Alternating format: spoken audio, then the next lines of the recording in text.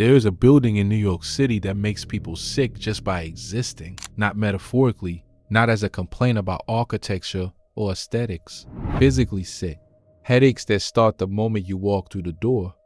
Nausea that builds the longer you stay. Dizziness, fatigue, burning eyes, and a cough that disappears the second you step back outside onto the street.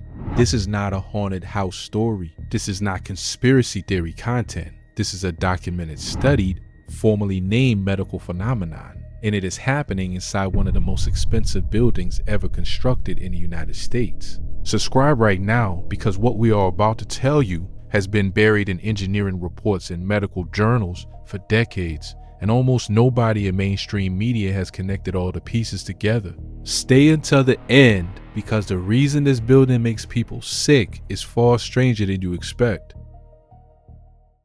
To understand what is happening inside this building, we have to understand what sick building syndrome actually is, and why the most dangerous buildings are never the ones that look dangerous.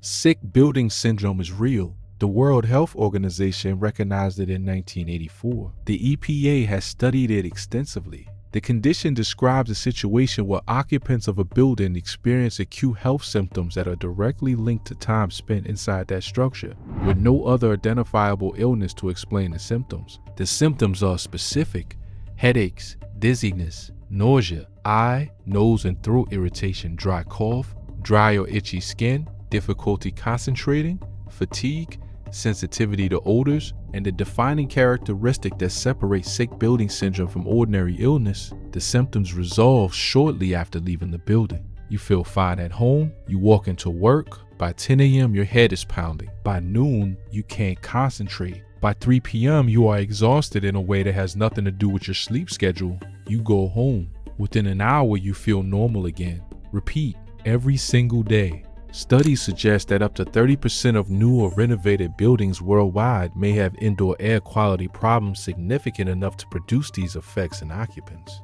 30%. In the United States alone, the EPA estimates that poor indoor air quality costs the economy tens of billions of dollars annually in lost productivity, medical costs, and absenteeism. And the buildings most likely to cause this are not old, crumbling, obviously neglected structures. They are new buildings. Expensive buildings, sealed, climate-controlled modern buildings, the exact type of building that cost $400 million to construct and sits gleaming on a Manhattan street right now. To understand why expensive modern buildings are the most dangerous, we have to go back to 1973. The Arab oil embargo hits the United States like a freight train. Energy prices explode overnight. The cost of heating and cooling buildings becomes a crisis. The entire construction and architecture industry responds with one unified solution: seal the buildings tighter. If conditioned air isn't escaping, you don't have to pay to replace it. If outside air isn't infiltrating, your HVAC system works less hard. The logic is economically sound and physically correct. The problem is biological. Before 1973, buildings leaked old construction techniques, single pane windows, imperfect seals around doors and joints. All of this meant that buildings constantly exchanged air with the outside world. This was inefficient. It was also completely by accident, keeping occupants healthy. Fresh outdoor air was continuously diluting indoor contaminants, off-gassing from building materials, carbon dioxide from human occupants, moisture from breathing and cooking and bathing. All of it was constantly being flushed out and replaced with outdoor air. When the industry sealed buildings tight to save energy, they eliminated this natural purging, and suddenly the contaminants had nowhere to go. They built up, they concentrated, and people started getting sick in ways that took nearly a decade for the medical community to formally name and recognize. Now, the building. The skyscraper in question is one of several high-profile Manhattan towers constructed or substantially renovated in the post-2000 era with cutting-edge energy efficiency as a primary design goal. Sealed curtain wall systems, high-performance glazing, mechanical ventilation systems designed to recirculate air rather than exhaust it, LEED certification pursued aggressively. Every modern efficiency standard met or exceeded, and workers inside reporting symptoms within weeks of moving in. The complaints followed a classic sick building syndrome pattern with striking consistency. Headaches concentrated in the afternoon when indoor CO2 levels have peaked from a full day of occupancy. Eye irritation reported disproportionately near the lower floors where certain mechanical systems draw return air. Respiratory symptoms concentrated among workers whose desks sit near specific ventilation registers. The building's management responds the way building management always responds. They commission air quality studies. The studies come back with measurements that technically fall within acceptable regulatory limits. The building is declared safe. The workers keep getting sick. This is the central horror of sick building syndrome, and the reason it remains so poorly understood by the general public. The regulatory limits that govern indoor air quality were written for individual contaminants in isolation. They do not account for the interaction effects of multiple contaminants present simultaneously at sub-threshold levels. In other words, each individual pollutant measured in this building is below the level that regulators say is dangerous, but there are dozens of them, and they are not acting independently. Here is what is actually in the air inside a modern sealed skyscraper and why the combination matters. Volatile organic compounds, or VOCs, are the first problem. These are chemicals that off-gas from building materials, carpets, adhesives, paints, furniture foam, wall panels, composite wood products.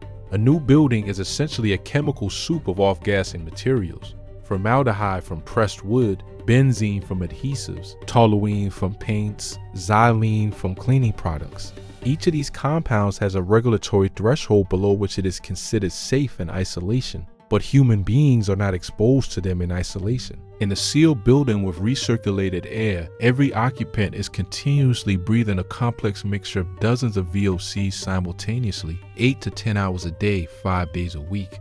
The research on combined VOC exposure at subthreshold levels is not reassuring. Studies show that combinations of VOCs produce synergistic effects, meaning the combined impact on human health is greater than the sum of the individual impacts. The regulatory framework does not account for this. The air quality tests that declared this building safe do not account for this. The second problem is carbon dioxide. CO2 is not toxic at normal indoor concentrations, but it is a powerful cognitive impairment agent at levels that modern sealed buildings routinely reach.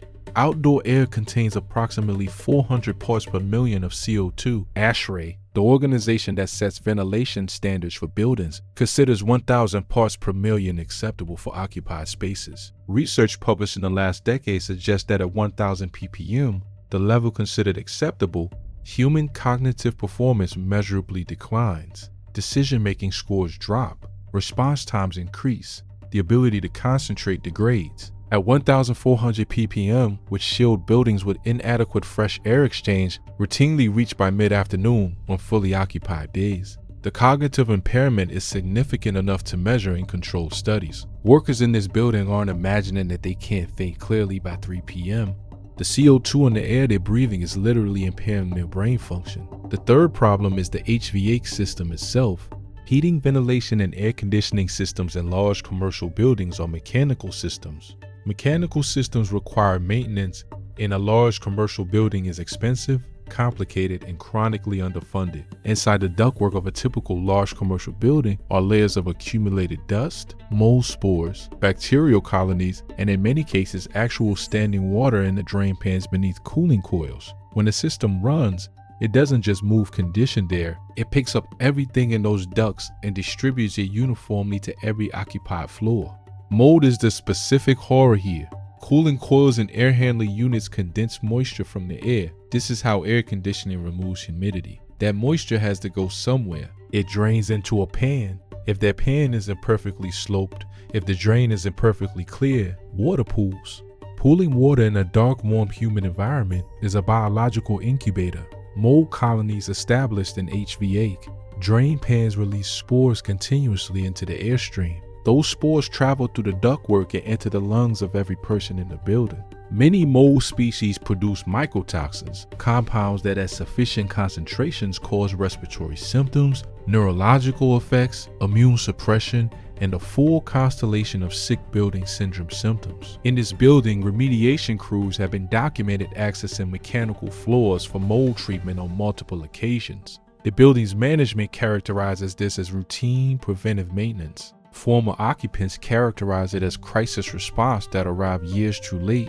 There is a fourth factor, and this one is the strangest. The building's glass curtain wall The floor-to-ceiling glazing that makes it look spectacular in photographs and costs a fortune to install creates a specific microclimate problem that nobody fully anticipated during design. High-performance glazing is designed to reduce solar heat gain. It does this through metallic coatings on the glass surface that reflect certain wavelengths of light. It works extremely well. The building's cooling load is substantially reduced compared to an equivalent structure with conventional glass.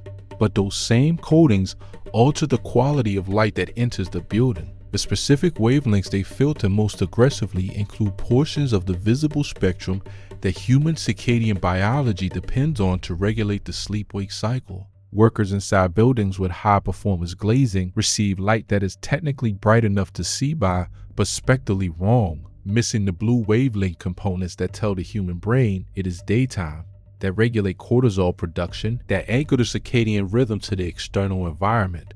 The result, documented in a growing body of research on circadian disruption in office environments, is a subtle but cumulative desynchronization of the body's internal clock. Workers feel fatigued at inappropriate times, sleep quality degrades, immune function drops. The body is operating on a schedule that doesn't match the actual time of day, because the light signal it depends on to maintain that schedule is being filtered out by the same glass that makes the building energy efficient.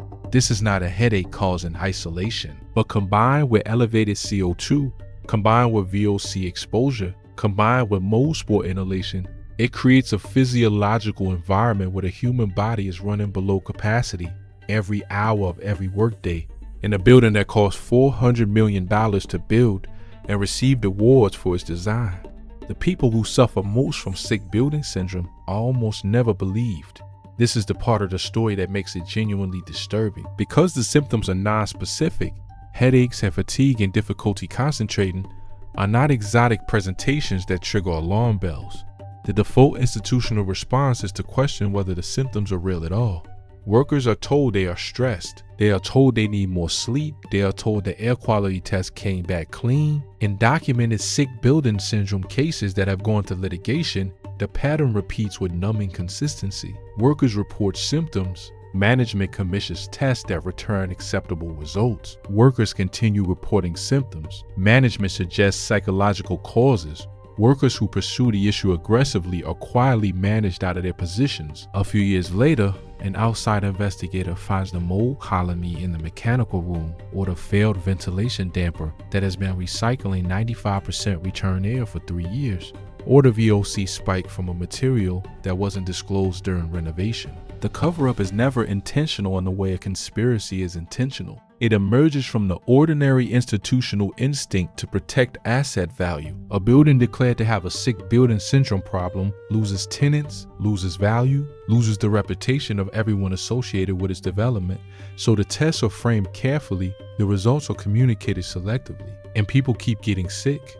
The fix, when it is applied properly, is not complicated. It is not even particularly expensive relative to the cost of the building. Increased fresh air exchange rates, modern sealed buildings recirculate between 80 and 90% of their air, increasing fresh outdoor air intake to 30 or 40% of total airflow.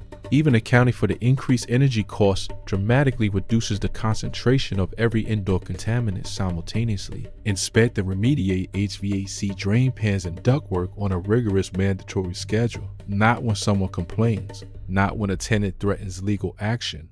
Every year, every system, documented and verified. Install real-time CO2 monitoring at the floor level with automatic fresh air damper response. This technology exists. It is not expensive. When CO2 rises above 800 parts per million, dampers open and fresh air enters. The system self-corrects before the occupants' brains start degrading. Demand full VOC disclosure from every material used in construction and renovation. Specify low VOC or zero VOC alternatives. Allow adequate off-gassing time before occupancy. None of this is radical. None of this is cutting-edge research. Every one of these solutions has been known and documented since the 1980s. The buildings keep being built the same way because fresh air costs money to condition and mold remediation is an admission of failure, and VOC disclosure creates liability.